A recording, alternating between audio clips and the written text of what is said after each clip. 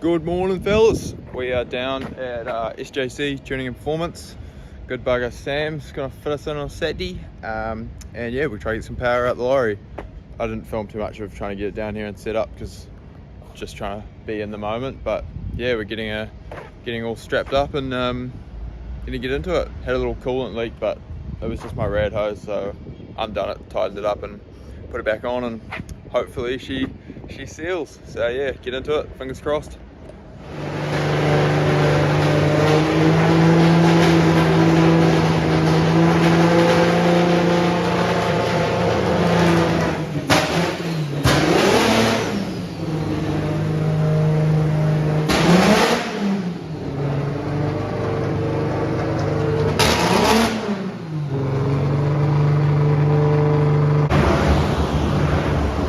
So the rad hoses kept leaking. I think it's just like they're old and they've been reseated and it hasn't sealed properly. So we've chucked some goo on there and new hose clamps and stuff, and we've already cleaned up the fuel table a bit so it idles and runs sweet. But yeah, we'll get back into it now.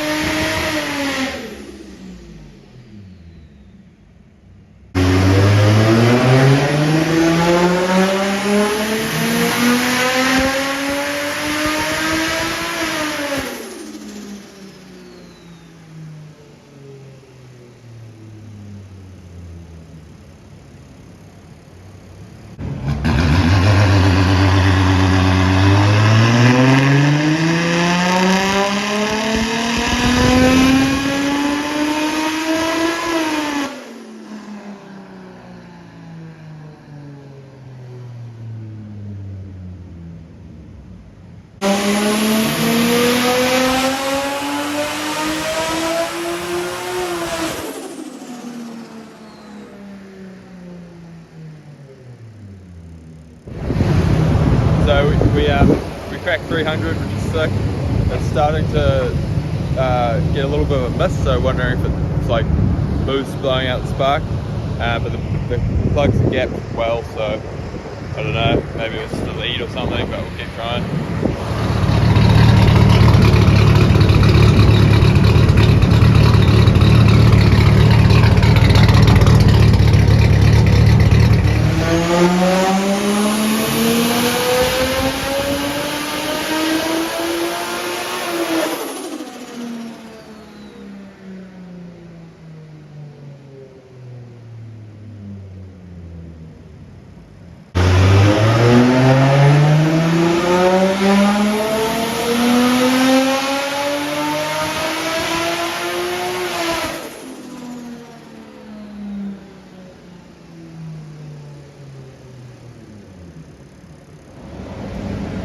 So we made 325, which is sick, but we started running into knock again, but it was real inconsistent, and we started pulling the timing, and then every pull it sort of got worse.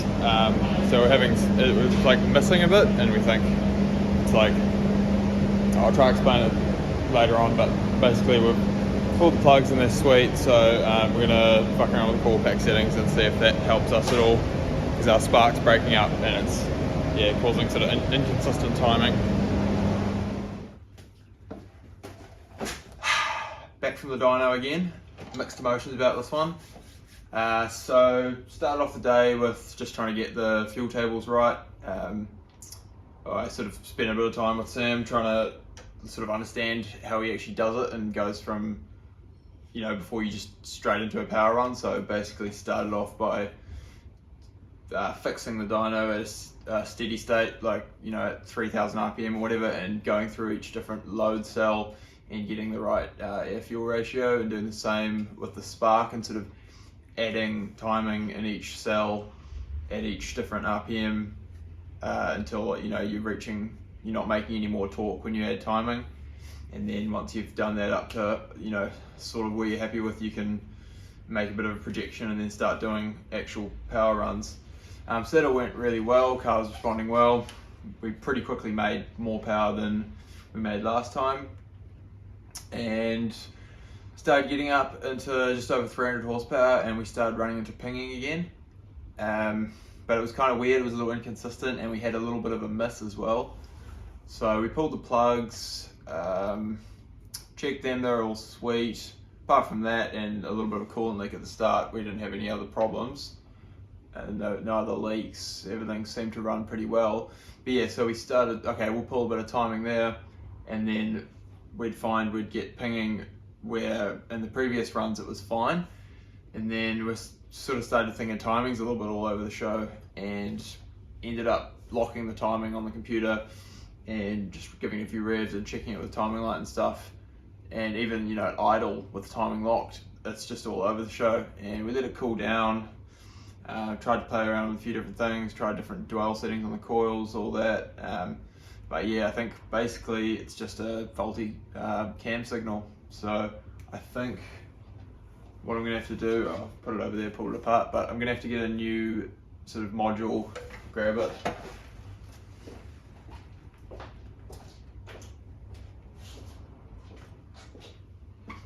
Gonna have to get a new one of these.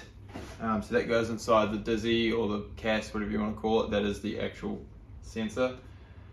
So I've got the 24:1 cam trigger wheel, but I don't think it was that, because it's not like it was losing count at high revs or anything. It just all over the show really.